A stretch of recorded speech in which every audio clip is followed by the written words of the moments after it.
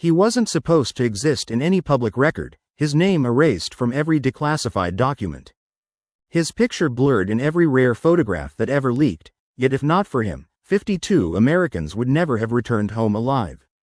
They would be silent graves, folded flags delivered to crying families, and history would have been written differently, but this K9, known only by the codename Ghost, changed fate in ways even his own handler never fully understood, and his story begins not on a battlefield, but inside a cold steel cage at Lackland Air Force Base, where abandoned dogs are evaluated to see if any of them carry the spark, the rare mix of intelligence, courage and devotion that turns a normal canine into a United States military working dog.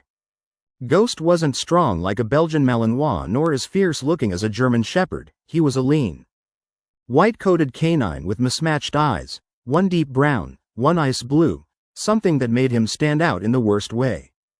Because handlers believed dogs like him might distract, might break stealth, might draw too much visibility, so for weeks Ghost remained unselected. Silent, curled in the corner as other recruits were chosen, trained, and assigned to handlers until the day Sergeant Andrew Cole, a skilled explosive detection handler returning from deployment, walked down the kennel corridor looking for a partner who wasn't just physically strong but mentally resilient, and in that dimly lit hallway Ghost rose quietly. His eyes locked on Cole's with an intensity that pierced the soldier's heart, because there was no barking, no tail wagging. Only a chilling sense of awareness, the kind a warrior recognizes in another, so Cole requested a trial session with this awkward-looking dog and within minutes realized Ghost could detect scents others missed, navigate obstacles flawlessly. And, most importantly, he refused to give up even when forced to attempt tasks far above his current training level. The instructors were hesitant, noting Ghost's unknown background, his history of isolation, his occasional trembling during loud noises. But Cole insisted, saying, "If he's broken, then let me fix him, because broken ones fight the hardest." And with those words Ghost found a purpose and a partner, their bond growing stronger every single day through both victories and mistakes. Boot camps and late-night comfort sessions where Ghost would rest his head on Cole's lap, calming the nightmares only a combat soldier understands. Until the day Cole received orders for deployment to a hostile region where terror cells had begun using new types of hidden IEDs. Explosives nearly undetectable by technology, leaving only the dogs, their noses, their instincts, their guts, to stop death from erupting beneath a soldier's next step. On the flight overseas, Ghost sat at Cole's feet, his mismatched eyes constantly scanning the aircraft like he already understood danger awaited them on foreign soil. And when they finally arrived at Forward Operating Base Anvil, the frontline soldiers laughed softly seeing Ghost's unusual appearance. A snowflake dog? Really? But those jokes faded the moment Ghost completed his first patrol and located not one, not two, but 6 hidden explosive caches in a single sweep, saving an entire platoon who would have walked right into death. From that moment Ghost wasn't just another dog. He became a living asset, a silent guardian soldiers trusted more than metal detectors or armored vehicles, because Ghost didn't miss, not even once, his accuracy so terrifyingly precise that commanders upgraded his mission status to classified, meaning details of his patrols, his victories, and even his existence could never be public without direct Pentagon approval. And though Ghost saved lives quietly, without applause or rank, he grew famous among the troops, who would often whisper stories of the white-eyed ghost dog who smelled death before it happened, who would place himself between danger and his soldier without a moment's hesitation. But while Ghost's legend was just rising, darkness was rising too, in the form of a terror mastermind known only as the Engineer, a bomb maker responsible for dozens of American deaths. A ghost against a ghost, always 2 steps ahead of intelligence teams, and Cole's unit was tasked with finding him before more blood stained the sand. Missions grew longer, risks sharper, and one night after a brutal dust storm, Ghost suddenly froze in the middle of a supposedly safe zone. His hackles raised, teeth bared, not at an IED, but at seemingly empty air, and before anyone could ask. A single sniper bullet whistled through the darkness, grazing Cole's shoulder, embedding itself into the ground behind them. Ghost lunged toward the direction of fire, dragging Cole behind cover with the force of a trained linebacker. saving him from the sniper's second shot, which shattered a rock where Cole's skull had been seconds earlier. And the soldiers realized Ghost wasn't just an explosive dog. He sensed threats no technology could detect, his intuition a weapon in itself. The pursuit of the engineer intensified as intel pointed to a massive attack being planned on AU's convoy, an operation that could kill dozens of Americans at once, and while Ghost's senses remained razor-sharp, Cole noticed a troubling change. Ghost had begun refusing food, pacing frantically through the night as if anticipating something terrible. And though military veterinarians found nothing physically wrong, Cole understood this wasn't sickness, this was instinct. Ghost felt something closing in on them, something personal, something that made his mismatched eyes carry a hint of fear. But Ghost never backed down, especially when others' lives were on the line, and on a scorching afternoon in a remote village suspected to hide the engineer's workshop, Ghost suddenly stopped, stared at a small children's playground built by civilians, and refused to move, whining, growling low, digging at the sand as if trying to unearth a buried secret. So Cole trusted him, ordered everyone back. And seconds later Ghost uncovered a pressure trigger bomb wired beneath a rusted slide where local kids often played. A horror that would have destroyed both innocents and soldiers alike. Ghost saved them again, and again. And again. Each mission adding numbers to a tally that Ghost didn't understand but Cole did. Every life saved was another reason he loved this dog more than he could ever admit, more than he was allowed to show in uniform. But heroism paints a target, and soon the engineer learned about the white-eyed dog thwarting his plans. A dog that soldiers treated like a guardian angel, and he vowed to end Ghost first, because if you cut out the eyes, the entire army goes blind. That night, under a moonless sky, Ghost couldn't sleep, his ears twitching to sounds no humans could hear. And when distant footsteps crunched in the sand, Ghost growled a growl so quiet only Cole heard, waking just in time to see figures approaching with silencers attached to their rifles. Assassins sent to kill either the dog or the handler, maybe both, and chaos erupted as bullets tore through tents, alarms wailed. And Ghost leapt into the firefight with no hesitation, tackling one attacker by the throat, ripping away his weapon, taking a bullet to his vest as he shielded Cole, fighting long enough for backup to arrive and eliminate the threat. But while soldiers rushed to secure the area, Cole held Ghost close and whispered through tears that never fell, "You saved me again, buddy." Still, Cole couldn't shake the dread that Ghost's sixth sense was warning them of something larger, deadlier. And when intel finally confirmed the engineer's doomsday plan, a convoy ambush loaded with enough explosives to wipe out over 50 American soldiers, Cole and Ghost were assigned to lead the sweep, because no machine, no drone, no human could detect what Ghost could. And the countdown to their most dangerous mission began, a mission that would decide whether 52 American families would celebrate Christmas with their sons and daughters, or receive a knock at the door that every military family fears. Ghost didn't know numbers, didn't know politics, didn't know history, but he knew this. His soldier needed him, and that was enough for him to walk straight into hell if it meant bringing Cole home alive. The sun had barely risen as the convoy prepared for departure. Armored vehicles lined up like steel giants ready to roll through a valley that had swallowed soldiers before, a place where silence itself felt like a trap. Ghost sat beside Cole atop the lead MRAP, his mismatched eyes fixed on the narrow dirt road stretching into a canyon where rocks towered like watchful monsters, every shadow a potential killer, and although Cole tried to hide his fear that Ghost's strange behavior in recent days meant something catastrophic, his hands trembled slightly while clipping Ghost's vest. A vest already scarred by bullets from battles he should never have survived, and when Cole whispered, "You ready, boy?"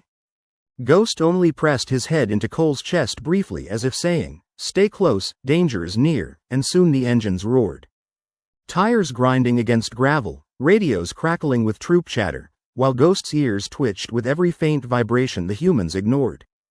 The deeper the convoy pushed into the canyon, the quieter the soldiers became. Until the only sound was the rumble of engines echoing off stone, like a beating heart waiting to stop, and just as the unit passed a narrow bend, Ghost suddenly lunged toward the windshield, claws scratching glass as he barked with a ferocity no one had ever seen, his body rigid. His teeth bared toward the ground ahead, and Cole knew better than to doubt him. He slammed his fist into the radio, shouting for the convoy to halt, brakes screeching as dust swirled violently around them. And for a moment no one understood why the mission was suddenly frozen, but then Ghost leapt from the vehicle like lightning, nose pressed to earth. Paws digging frantically until he uncovered a network of wires hidden beneath a thin layer of soil. Wires stretching far across the canyon walls like a spider's web of death. Soldiers' faces drained of color as explosive experts confirmed the truth. Ghost had just stopped them inches away from a chain of buried IEDs powerful enough to turn every vehicle into burning scrap. 52 American lives snuffed out in a single booming second, and while relief rippled through the troops, Ghost's warning wasn't over. He spun around sharply, staring upward to the ridge above where jagged rocks created perfect sniper nests. And before a spotter could raise binoculars, Ghost growled so deep it shook Cole's chest. Bullets exploded from the cliffs, ricocheting off armor, soldiers diving for cover as the canyon erupted into chaos. A planned ambush now fully unleashed. Cole grabbed his rifle and dropped behind the MRAP while Ghost stayed exposed, barking at the ridge as if taunting the shooters, forcing them to reveal themselves with every missed shot. Air support was too far out, reinforcements unreachable, so it was Ghost's senses and the soldiers' trust in him that stood. Between survival and massacre, while Cole fired suppressive shots, Ghost sprinted toward the canyon side, claws digging into rocky ground as he scaled upward with impossible determination, dodging debris and gunfire as if guided by instinct alone. Closing in on a hidden ledge where a masked man crouched with a trigger in hand, a detonator connected to the buried death trap below. The man's thumb twitched toward the button, but Ghost launched himself like a missile, jaws locking onto the terrorist's wrist. Shaking violently until the detonator clattered down the rock, and before the bomber could stab him with a concealed blade, Cole surged up the slope, tackling the attacker with full force, ending his threat with a single decisive strike, Ghost and Cole saving the convoy not once, but twice. In less than a heartbeat, however, victory was far from complete, because the canyon still roared with gunfire and intel confirmed what Ghost had sensed all along. The engineer was here, watching, waiting, ready to end this battle on his terms. Suddenly an explosion erupted behind them as a direct RPG hit tore into the third vehicle, flames devouring metal while soldiers screamed for medics. And Ghost didn't hesitate. He raced straight into fire and smoke, ignoring the heat searing his paws as he dragged a wounded soldier by the vest strap, pulling him away from the inferno just before another blast consumed the remaining fuel inside. Cole shouted after him, but Ghost had already dashed to the next casualty, teeth gripping a soldier's sleeve while bullets whizzed past. And even though enemy fire intensified, Ghost refused to stop, every life he pulled from death adding to the silent number. No one officially recorded. Those 52 lives already saved, a count still rising with every daring rescue.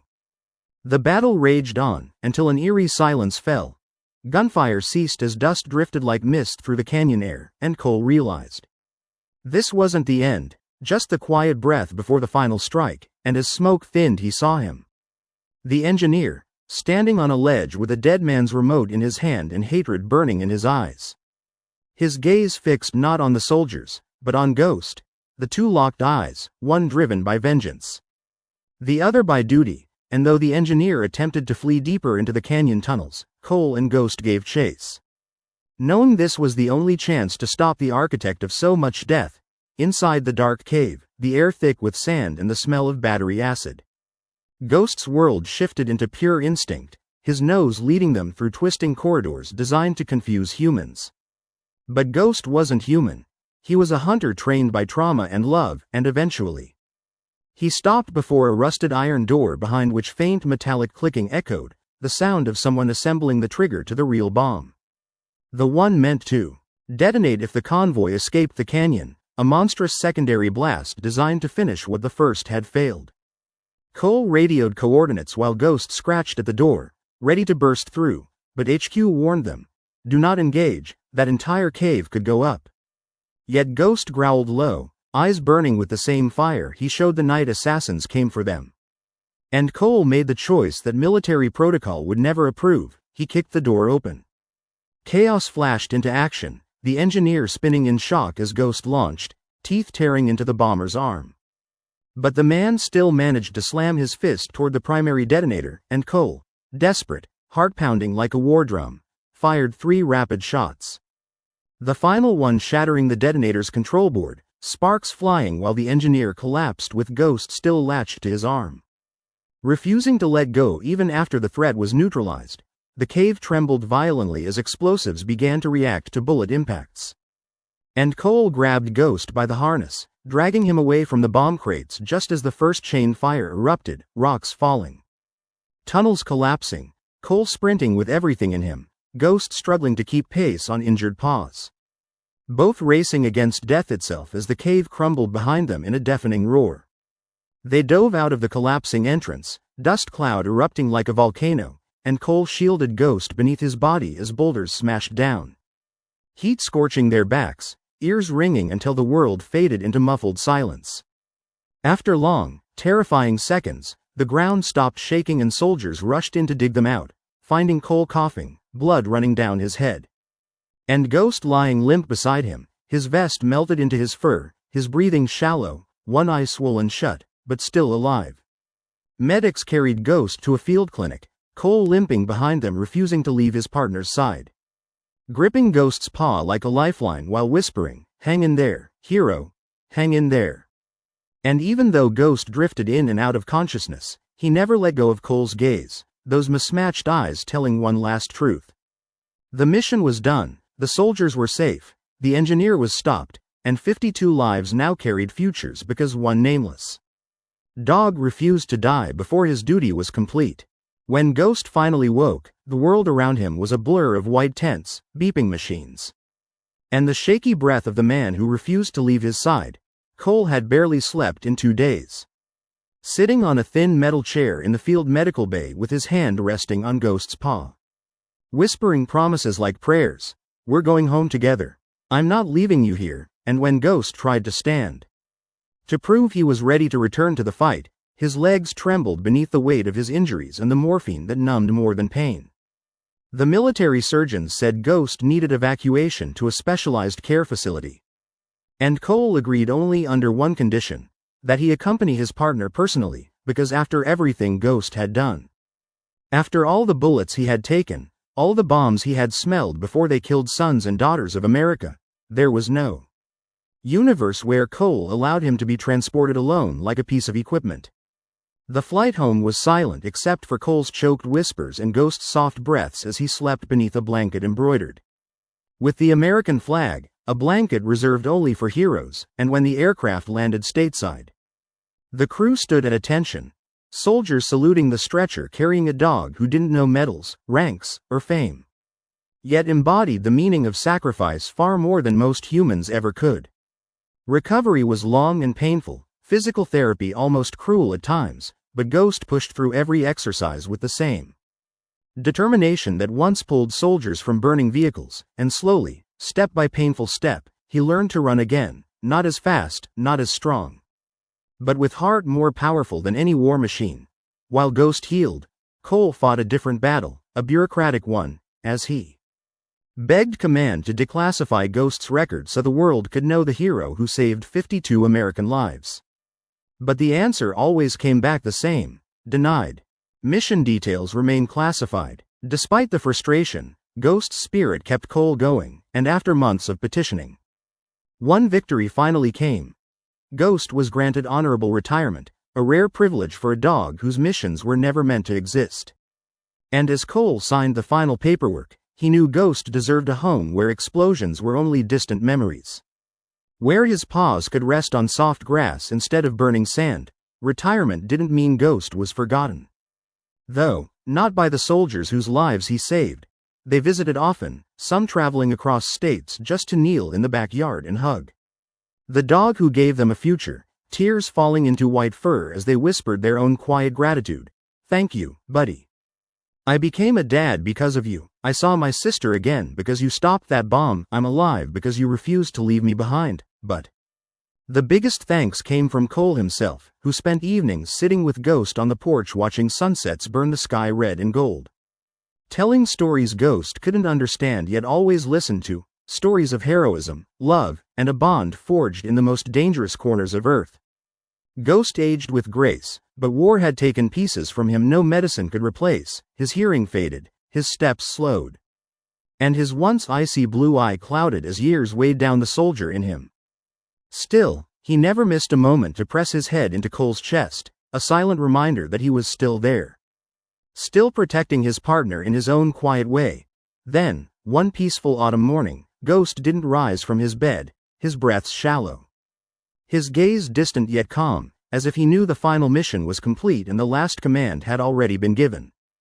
Cole knelt on the floor, cradling Ghost's head in his arms just like he had on the battlefield, his tears falling freely now with no one around to witness the crack in a hardened soldier's heart.